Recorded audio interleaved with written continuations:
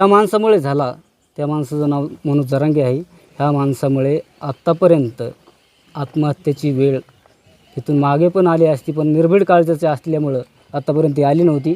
परंतु आज ते निर्णय टोकाचा घ्यावा लागला. आम्ही भेटायला गेलो तर झोपलेलं असायचे. ह्या अंगावर इकडं पब्लिककडं तोंड असलं, आम्ही दिसलो की लगेच इकडं तोंड करायचं. ते नाटकी माणूस आहे ना, ते नाटक मी एकदम परफेक्ट जमतं. ते एवढंच आहे की बाबा, ज्या कोपर्डी प्रकरणामध्ये 4 आरोपी सापडले, 5 कोयते सापडले आणि 4 आरोपी सापडले, तसं मनोज जरांगे पळून आले. त्या मनोज जरांगेला सुद्धा प्रथमतः नवनाथाबाचे मनापासून आभार व्यक्त करतो. कारण की ज्या संकट काळामध्ये आबा मला भेटायला आले, त्याबद्दल खूप खूप धन्यवाद आबा तुमचे. आणि आबा म्हणाले की इथून पुढं बाबांनो, समाज कुठलाही असो, आम्ही काय समाजाचे दोषी नाहीत किंवा मराठा समाजाचे कोणी आम्ही हे नाहीत.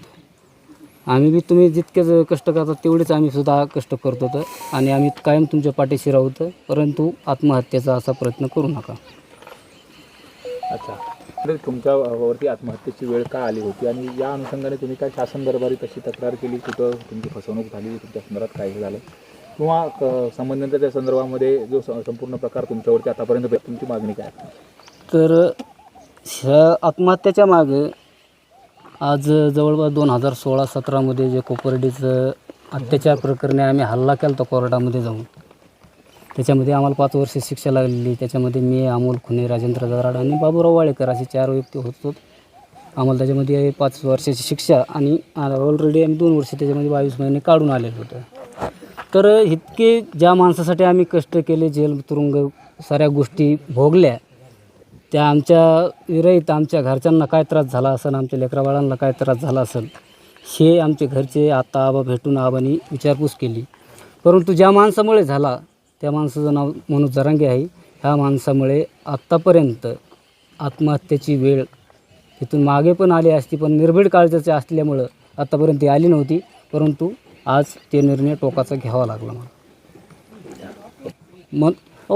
ह्या माणसासाठी आम्ही 5-5 वर्षाची शिक्षा समजा लागली, जेल काढले, तो माणूस आम्हाला साधा भेटायलासुद्धा येत नाही. आणि त्याच्या मुलाला कुठे लिलाव होती हॉस्पिटलला ॲडमिट, तिथं मंत्री जातात भेटायला.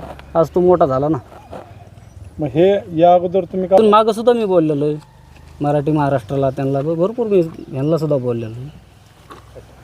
आता तुमची मागणी काय? भेटायला नाही आले म्हणून आत्महत्येची वेळ? माझी मागणी एवढंच आहे की बाबा, ज्या कोपर्डी प्रकरणामध्ये 4 आरोपी सापडले, 5 कोयते सापडले आणि 4 आरोपी सापडले, तसं मनोज जरांगे पळून आले. त्या मनोज जरांगेला सुद्धा 6 आरोपी करावं होते. पोलीस तपासामध्ये आतापर्यंत झाला नाही? पोलीस तपासामध्ये 5 कोयते सापडले, 5 पण आरोपी सापडले 4. 5वा फरार झाला, पळून गेला. हा, आता काय मागणी तुमची असणार आहे आणि मी प्रशासनाला एवढंच विनंती करेन की त्या केसचा डबल फेर विचार करून, डबल ओपन केस करून त्याच्यातला 5वा आरोपी कोण आहे त्याचा शोध काढावा. या 5 वर्षात पाटील तुम्हाला भेटायला आले नाही, पण तुम्ही पाटलांना भेटायला कधी प्रयत्न केला का? पाटलाला भरपूर उपोषणाच्या सुरुवातीच्या काळामध्ये भेटलो होतो. तेव्हा काही चर्चा झाली नाही? काही चर्चा नाही. माणूस बोलायलाच तयार नाही तर काय चर्चा होणार? म्हणजे ओळख दिली नाही का? ओळखच दिली नाही. आम्ही भेटायला गेलो तर झोपलेलं असायचे. ह्या अंगावर इकडं पब्लिककडं तोंड असलं, आम्ही दिसलो की लगेच इकडं तोंड करायचं. ते नाटकी माणूस आहे ना, ते नाटक मी एकदम परफेक्ट जमतं त्यांना.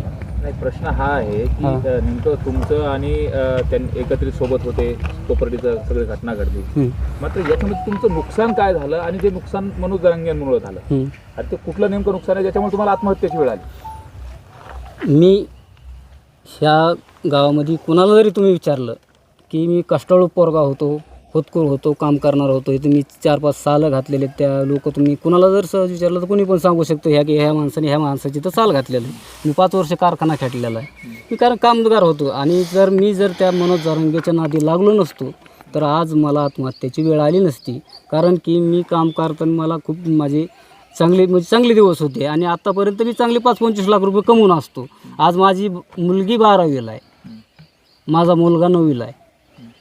आज माझी मुलगी लग्नाला आली. आजपर्यंत जर माझं जे वाटोळं आर्थिक नुकसान झालं या जरांगेमुळं, जर मी मुलीसाठी काहीच करू शकलो नाही तर मग माझा काय जगून तरी अर्थ काय, असं मनामध्ये संवेदना आल्या आणि आत्महत्येचा प्रयत्न केला. त्यांनी नुकसान नेमकं तुमचं काय केलं? हे काय आर्थिक नुकसान, 5 वर्ष जेलमध्ये घालून अजून काय नुकसान करायचं?